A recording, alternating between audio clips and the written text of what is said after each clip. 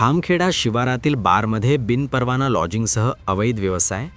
मुक्ताईनगर तालुक्यातील खामखेडा शिवारामध्ये बार आणि हॉटेल्स असून त्यापैकी काही ठिकाणी लॉजिंगचा परवाना नसतानाही लॉजिंग सुविधा दिल्या जात असल्याचे समोर आले आहे.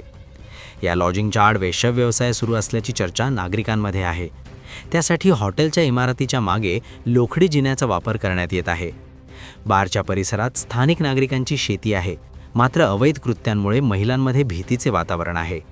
महिला शेतमजूर या भागात शेती कामासाठी जायला देखील तयार नाहीत, असे स्थानिकांनी सांगितले. या संदर्भात नागरिकांनी यापूर्वीही प्रशासनाकडे लेखी तक्रारी दिल्या असून पोलीस प्रशासनाने संबंधित बार मालकांकडे लॉजिंगचा कोणताही परवाना नसल्याचे लेखी स्वरूपात स्पष्ट केले होते. मात्र त्यानंतरही या ठिकाणी बिनधास्त लॉजिंग आणि अवैध धंदा सुरूच असल्याचे बोलले जात आहे. या प्रकारांमुळे परिसरातील सामाजिक व नैतिक वातावरण बिघडत असून नागरिकांमध्ये तीव्र नाराजी व्यक्त होत आहे. प्रशासन आणि पोलीस विभाग याकडे दुर्लक्ष करत असल्याचा आरोप होत असून चौकशी करून दोषींवर कारवाई करण्यात यावी, अशी मागणीही करण्यात येत आहे.